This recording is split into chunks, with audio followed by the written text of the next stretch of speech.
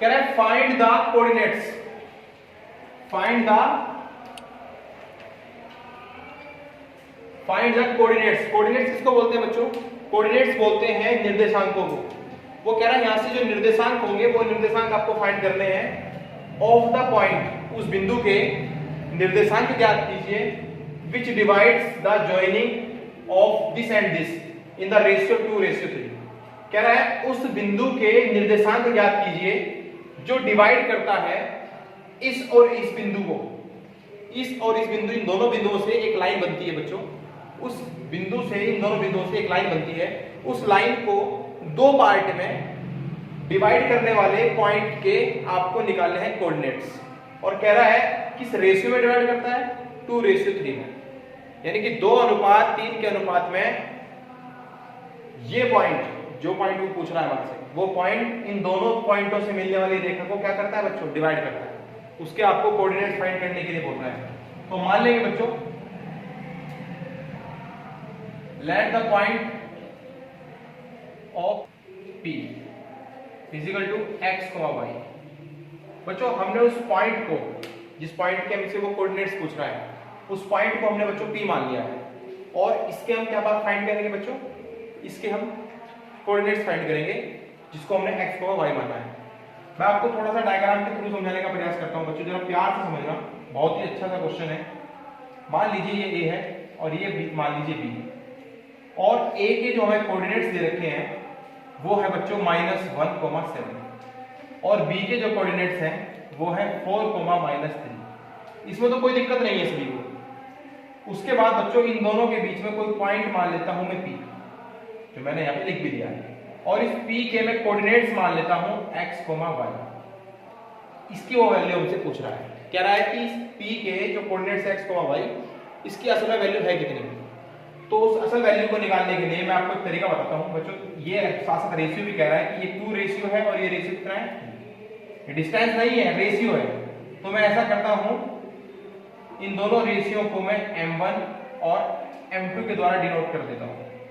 तो मैं यहां पर साफ साफ लिख सकता हूं बच्चों, मेरे पास m1 बराबर है 2 और m2 बराबर है 3। मेरे पास m1 बराबर है 2 और m2 बराबर है 3। मेरे पास m1 m2 आ गए हैं। मुझे इस P के कोऑर्डिनेट्स फाइंड करने हैं बच्चों। अगर आपको P के कोऑर्डिनेट्स फाइंड करने हैं तो इसके लिए मैंने एक फॉर्मूला बताया था जिसका नाम मैंने बताया था बच्चों आपको सेक्शन फॉर्मूला, हिंदी में बोलते हैं जिसे विभाजन सूत्र। विभाजन सूत्र की सहायता से बड़े ही आसान तरीके से हम इस P के कोऑर्डिनेट्स को फाइंड कर सकते हैं। देखिए सबसे पहले मैं लिखता हूं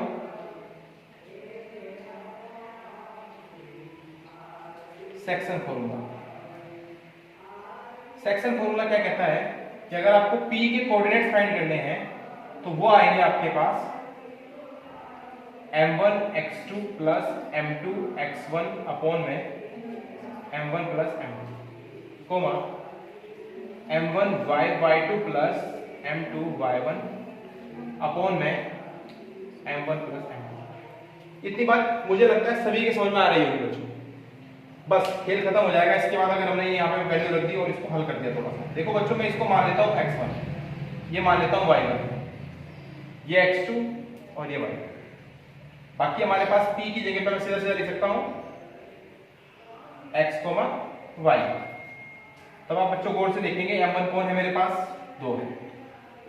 x2 कितना है बच्चों मेरे पास? 4 है। m2 मेरे पास 3 है बच्चों, और x1 मेरे पास कितना है बच्चों? -1 अपॉन में m1 प्लस m2 यानी कि 2:3 यानी कि 2 + 3 कोमा m1 फिर से मेरे पास कितना है बच्चों? 2। y2 कितना है बच्चों? -3। उसके बाद m2 कितना है बच्चों मेरे पास? 3। और मेरे पास y1 कितना है? 7 अपॉन में फिर से वही 2 + 3। उसके बाद बच्चों देखिए x, y as it is जैसे रखा हुआ था, 2 4 जा 8 और 3 1 जा 3, लेकिन माइनस होने के कारण -3 आ जाएगा अपॉन में 2 + 3 = 5 इंटू कॉमा में आप देखेंगे क्या होगा कि 3 की और 2 की मल्टीप्लाई करेंगे तो -6 आ जाएगा बच्चों, प्लस 3 × 7 करेंगे तो 3 7 जा 21 अपॉन में 5 ऐसे ही आ जाएगा यहाँ तक कोई भी कंफ्यूजन बच्चों आपको नहीं होगी। ध्यान बच्चों मैं यहाँ लिख देता हूँ इसका आंसर। देखिए x, y as it is जैसे था, अब इन दोनों को घटाएंगे तो 5 आएगा, अपॉन में 5 ऐसे ही रहेगा। और यहाँ देखिए बच्चों 21 में से 6 जब हम कैंसिल करेंगे, माइनस करेंगे तो कितना बचेगा बच्चों? 15 बचेगा, और अपॉन में रहेगा 5।